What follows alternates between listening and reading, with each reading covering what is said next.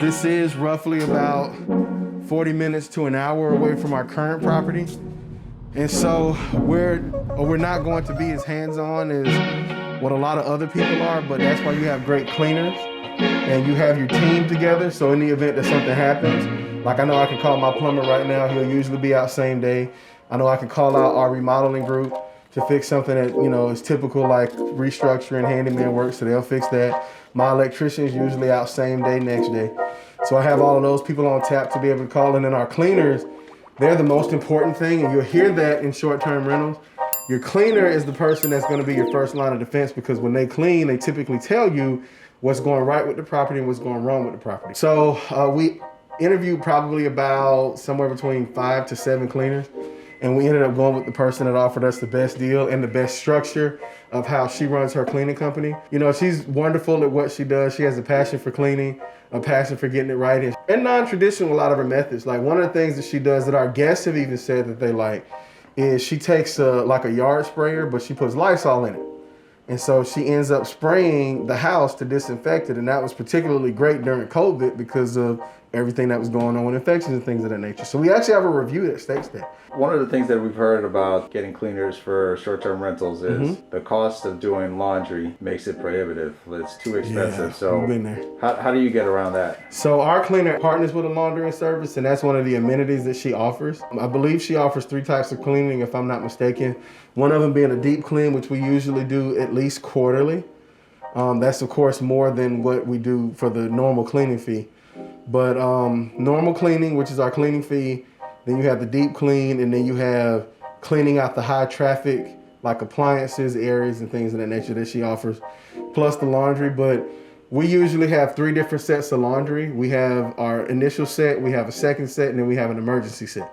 And so everything is housed within, at our other property, a storage closet. Inside of that storage closet are bins with the different types of laundry in it that are labeled. And so what she does is she comes, turns over a property, puts everything together, puts it in a really large bin, takes it with her. She then gets a new bin that she got from her person that she's partnered with, that's a cleaning company. And then she replaces everything on the beds and flips the beds. And then after that, she just repeats it over and over and over again. Now, if we have back-to-back-to-back stays where she can't get the laundry out, because it typically takes about 48 hours to get the laundry, then that's what we have our emergency laundry for. And so she'll take that laundry, put it on the bed, and then she'll have 2 sets of laundry to be able to take to the cleaners. Typically, when we have to do something like that, it usually evens itself out. We haven't had to get a 4th set. With this property, we may actually have to get 4 sets because it's going to be booked pretty often. But that's usually how our cleaner works out. The cleaner keeps the laundry in her office in separate bins. She's the only one that I know of that actually came up with that idea. Everybody else said you have to do your own laundry. And that's what I was doing in the beginning. But then I just realized that my time was worth more than what we were paying. So we just went on ahead and just paid it to do the actual laundry amenity. So we get all of our furniture either on Amazon or Rooms to Go. Amazon, because of the quick amount of time that it takes to get the furniture back. We build all of our own furniture, so that may be something that we look to not do in the future once we build everything into the price of how much it costs to stage it and everything of that nature. It typically costs us with building everything and ordering everything off Amazon or Home Depot or Lowe's or going out to get stuff. It typically costs around $7,000 to stage an entire home if you do it with like really good furniture. If you decide you want to take a step down, you could probably do it for $5,000, but it just depends on, you know, what you want. And again, the biggest thing is reviews, because people get the opportunity to leave reviews, and once they leave a review on the Airbnb site, it does not go away. So it's there forever. So we've just been striving to make sure that we get as many 5-star reviews as we can while eliminating the lower amounts of reviews, and we've just been blessed enough to not get a whole lot. So. Once you get the property, how difficult is it to get it listed on Airbnb? Man, that part's easy. Oh yeah, no, it's instant. So what you do is you have to be able to create a good tagline. And then once you create a tagline, you upload your pictures. You create as much of a description as possible. One thing that we learned is if you can create the experience before the people get to the property, it's been very advantageous. And then if you can eliminate the amount of questions that people have when they get to the property, it's also advantageous, because then they don't text you. Not to say that that's a bad thing that they are texting you, but it hits your response rate again if you don't respond as quickly. Plus it's a negative connotation with the actual person that you're hosting. And so what we do is we actually create a welcome packet. You have a guidebook in the Airbnb app, but we have a welcome packet that lists everything from letting people into the property and checking in, to how to operate everything in the property, to what stores and things are around, and we categorize everything to make it nice. I know earlier you asked about how we let people in, so everything is remote, of course, because we live far away.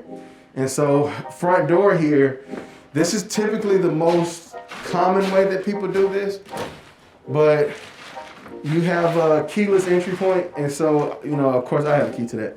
But the way we do check-in is anybody that books our property, we send them a code to be able to access the panel and the door lock. And so once we send out the code, we give instructions on how to be able to get into the property. We also have a doorbell camera. So when they do get there, if we realize that they're experiencing any issues, we fix it pretty much immediately. And I have had people do that to where they were confused on entering in the code, or the code wasn't working for whatever reason. So then once I see them on the camera, I introduce myself. Hi, my name's Eldred. I'm with Comfy Chic Retreats. You're staying at our property. They say yes. Okay, well, are you experiencing any difficulty? They'll say, yeah, we can't get in. So then we let them in, try to investigate what the difficulty was, and then we fix it on the spot so everybody's happy. And so, but 90% of the time people check in on their own. So once they check in, they come in, look at the property, look at everything as to what we describe it, and then they usually don't have any questions. So now backup plan, you do have to have a backup plan if that's messed up. And so at our other property, we have a garage door opener that opens remotely. So if anybody can't get in for any reason, then they'll just call me or text us in the app, and I just open up the garage and it lets them through. On this property, we have this, and we have a lockbox on the back. So we have to give them the lockbox code. We'll give them that and then regenerate a new code every single time. If you decide you want to do short-term rentals or any type of real estate investing for that matter, you have to have a lot of patience and prayer and hope, because it is a very, very stressful process, especially if you're in the beginning and you don't have anybody to walk you through it. You have to be able to purchase the property. Then once you purchase, that's a great moment, but then you have to be able to have good, reliable contractors to fix the property. Then once you do that, you have to be able to fix up the property and design it the way that it should look to be able to attract people to want to stay. We made our first listing live, I think, on a Wednesday, and then we had a booking for the next day almost within like 10, 15 minutes. And that was a 4-day booking. And then bookings just come and come and come. Like even right now, we're booked 2 months out until the middle of May. So that's usually how it works. It's pretty competitive.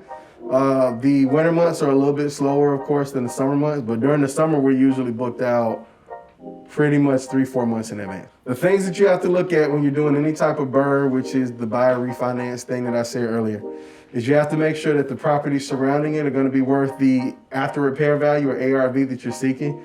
And so the properties in this area, or at least we had 3 houses down the street sell for at least $250,000. So with it being a comparable 3-bedroom, 2-bathroom property, the $250,000 is probably going to be the norm. We looked at distance. Our current property right now, that's not this one, is about 15 to 20 minutes away from the city. And by the city, I mean Centennial Olympic Park. That's usually how we gauge it. It's about 10 minutes to 15 minutes from the airport. And so you want it to be close enough for people to be able to come and rest and lay down and do things of that nature, but just far enough to where it's not like directly in the city and they have to deal with like all the city traffic and everything else that's associated with that. It's in a pretty good area that's up and coming, so that's good. Always great when the Chick-fil-A and the Starbucks is down the street. It just lets you know what's coming. And just overall convenience for whoever our guests are going to be. That's kind of what we're looking for. Okay, and then to check the surrounding property values, did you just use Zillow, Realtor.com, or did you have an actual realtor do it for you? That's a good point. We use Zillow, and we typically use 2 to 3 websites. Some real estate websites like Coldwell Banker, things like that. Okay, did you use any AirDNA or any of those websites to see what the vacation, short-term rentals were renting out? That's a good point. We have not utilized those types of software yet. Typically, we just literally act like we're going to book inside of this area. So we'll type in East Point, Georgia, book, and then look at what the surrounding properties are offering. And then we just gauge our price based off of how successful they are. Some properties in this area are hidden gems. So typically if you're a hidden gem or rare gem, which is a rare find, it means you're usually booked for a certain amount of days. And so those are the more successful properties, coupled with being super host and things of that nature. So you really just emulate what they're doing, but then you add that one thing that makes you special. How many days will you need to break even on this property, you think? Very good point. So we looked at the numbers. So if our overall after repair value is going to be $250,000, typically when you refinance, they're only going to give you 75 to 80%, which is below PMI. What kind of mortgage are you talking about? Cash out refinance. Okay.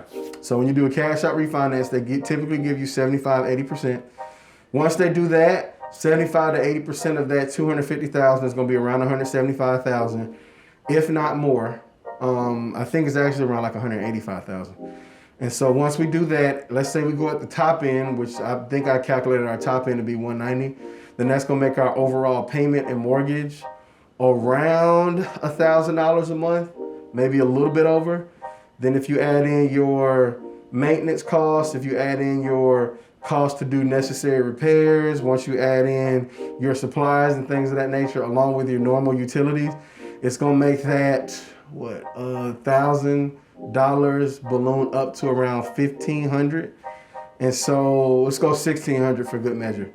So in order to break even at $1,600 for what we're looking to rent at, it's it's gonna take us 12 nights. Okay, so to break even. So now that's it just depends, because it depends on what you want to do it at, but the price that we're looking at is probably going to be around $125 a night.